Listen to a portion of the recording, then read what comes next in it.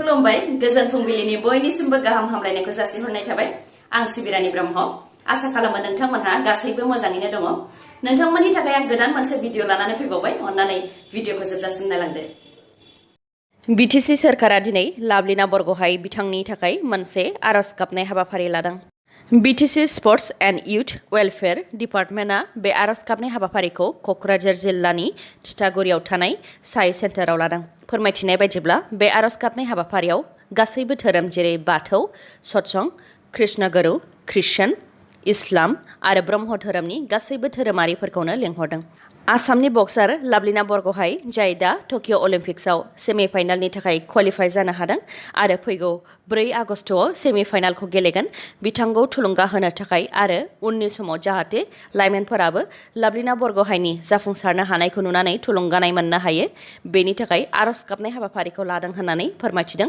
बिटिसिनि इएम दावबायसा बर' बिथाङा आरो आसा खालामो बक्सार लाभलिना बरग'हाया सनानि मेडेल लाबोनो हागोन होननानैबो बुंथिदों बिथां इएम दावबायसा बर'आ मख'नो गोनांदि क'क्राझार जिल्लानि अनगायैबो बक्सार लाभलिना बरग'हायनि मुङाव दिनै उदालगुरि आरो बाक्सा जिल्लायावबो जिल्ला स्पर्ट्स अफिसफोराव साइकेल सालायगोन आरो चिरांनि जिल्ला स्पर्ट्स अफिसाव आलारि बाथि सावगोन साननैसो सिगां क'क्राझार जिल्ला एबसुनि आफादगिरि कृपेश दैमारि बिथाङा बड'लेण्ड जनजाति सुरक्षा मन्चनि मावफुं आफादगिरि दावराव देख्रेब नार्जारि बिथांनि हेंथायै खौरांगिरिनि सिगाङाव माखासे खोथा बुंथिदोंमोन कृपेश दैमारि बिथाङा बुंथिदोंमोन दि NLFBनि जोनोम जानायाव बिटिआरनि सिगांनि आइजिपि अनुराग आगरवाल क'क्राझारनि एसपि राकेश रौशन आरो रुनिकाटानि असि बिथांमोननि अयथासार खालामनायनि थाखायनो NLFBआ जोनोम मोन्दों होननाय दावराव देख्रेबनि रावा बेसेथार बेनि जेबो फोरमान गैया होननानै बिनि फिननायखौ गोख्रोङै होदों दावराव देख्रेब नार्जारिया बिथाङा बुंथिदों दि जायनाखि एम बाथायानो फोरमायनानै लादों बिटिआरनि सिगांनि आइजिपि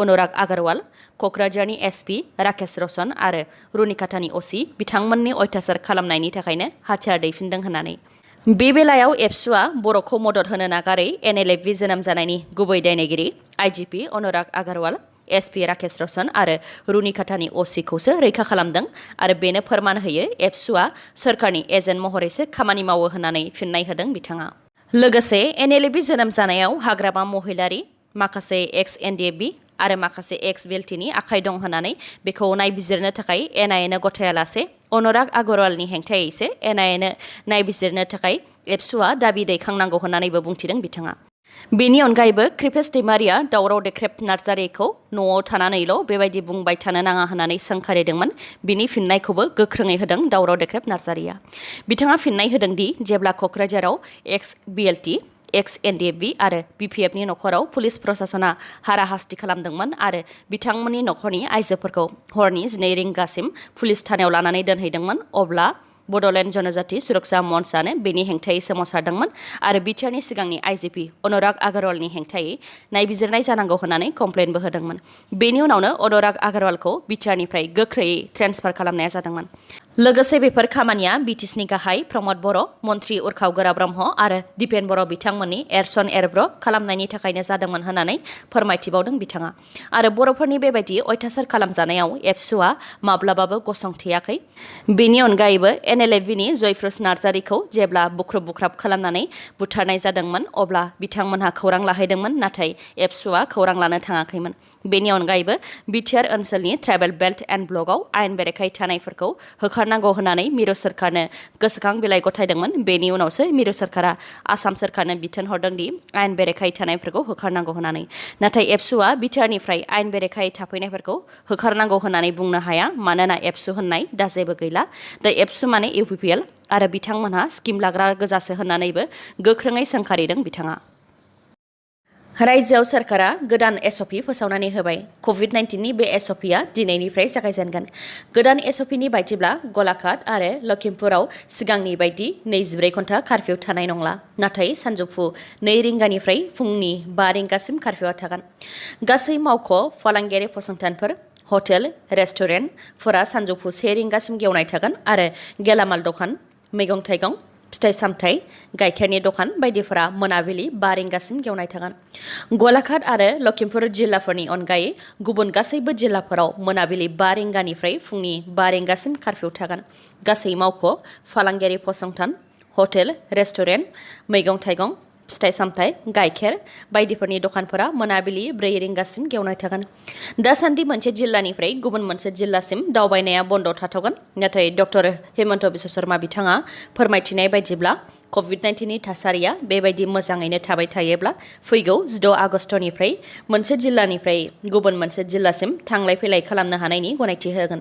लोगोसे 1 सेप्तेम्बरनिफ्राय थाखो 10, 12 ग्रेजुवेट फाइनाल इयार आरो पोस्ट ग्रेजुवेटनि फाइनाल इयारनि क्लासखौ बेखेवनाय जागोन होननानैबो फोरमायथिदों बिथाङा। ड्राग्स फालांगि जानाय बायदियैनो जोबनो गैयै सोलिदों मानसि लांखारनायनि फालांगियाबो। बे समाव COVID-19नि थाखाय गोबां सुबुंफोरानो खामानि गोमाजादों, जायनि थाखाय सिखाव दाखायत खालामनाया बांनायजों लोगोसे आयेन बेरेखा खामानि मावनायफोराबो बांनो हमदों। रायजोआवबो बेबायदिनो खनले मानसि लांखारनाय खामानिया जाबाय थादों।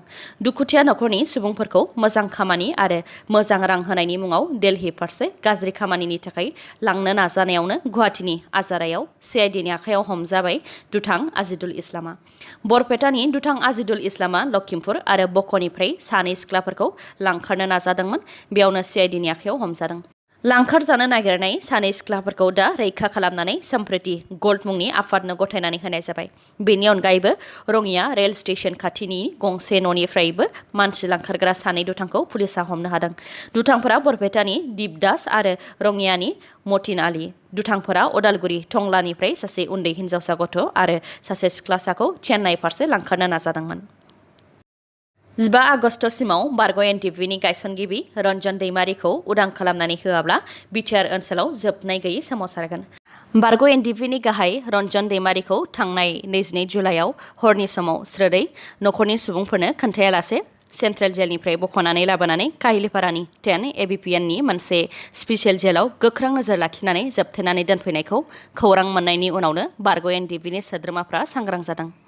बिथांमोनहा अदालगुरियाव मोनसे जथुम्मा जानानै रन्जन दैमारि, जि बिदाय आरो बारग' NDFBनि सोद्रोमाफोरखौ उदां खालामनांगौ नङाब्ला गोख्रोङै सोमावसारनायनि हुमखि होदों बिथांमोना फोरमायथिनाय बायदिब्ला रन्जन दैमारि बिथांखौ जुनार बायदि फिसा खथायाव हारसिङै जोबथेनानै दोनदों।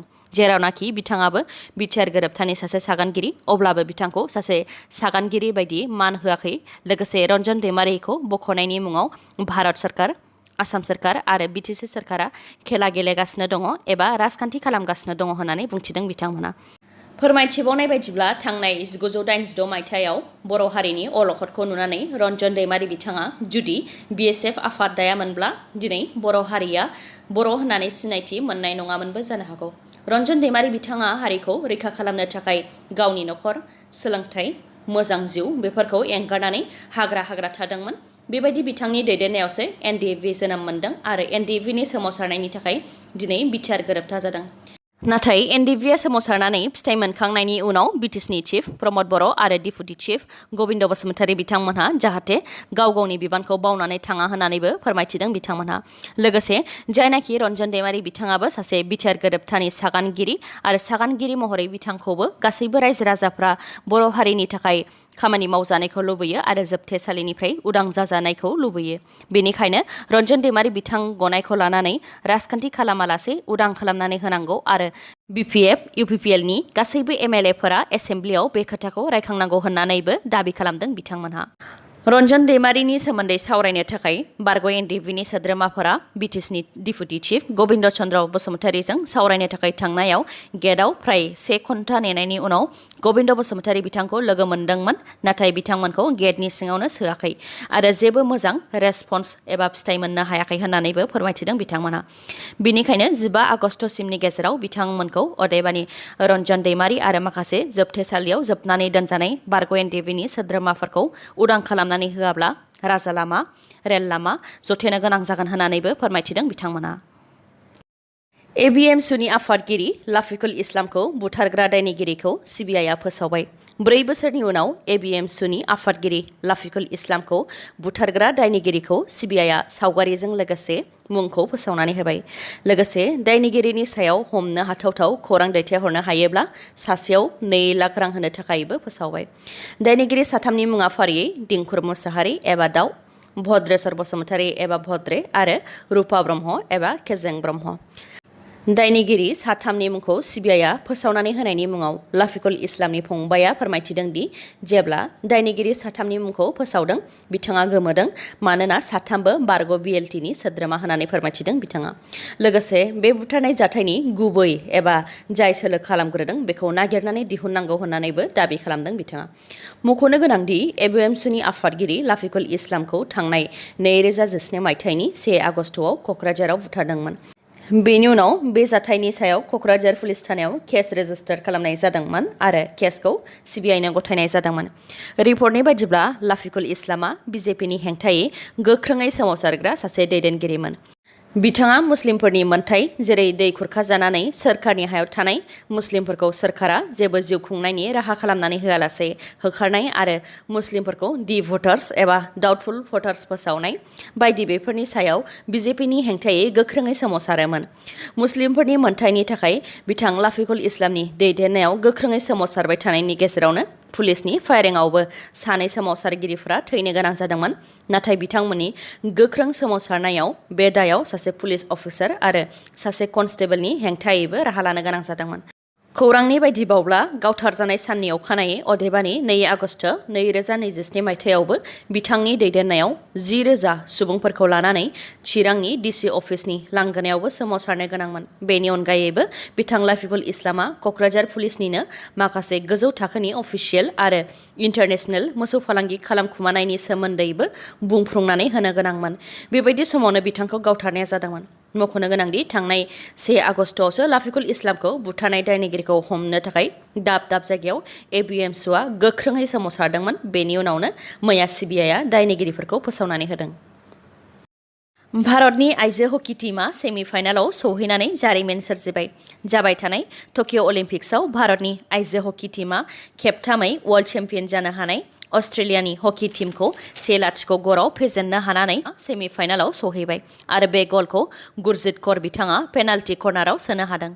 बेनि सिगां भारतनि आइजो हकी टीमआ अलिम्पिक्सआव माब्लाबाबो सेमिफाइनालनि थाखाय क्वालिफाइ जानो हायाखैमोन। दा भारतनि आइजो हकी टीमआ गाबोन अदेबानि बुधबाराव सेमिफाइनालखौ आर्जेन्टिनाजों गेलेगोन। गुबुन फारसेथिं 41 बोसोरनि उनाव भारतनि मेन्स हकी टीमआबो अलिम्पिकआव सेमिफाइनालनि थाखाय क्वालिफाइ जानो हादों। हौवासा आरो हिन्जावसा मोन्नैबो हान्जानि हकी टीमआ सेमिफाइनालनि थाखाय क्वालिफाइ जानो हानानै भारतनि थाखाय गोग्गानाय लाबोनो हादों।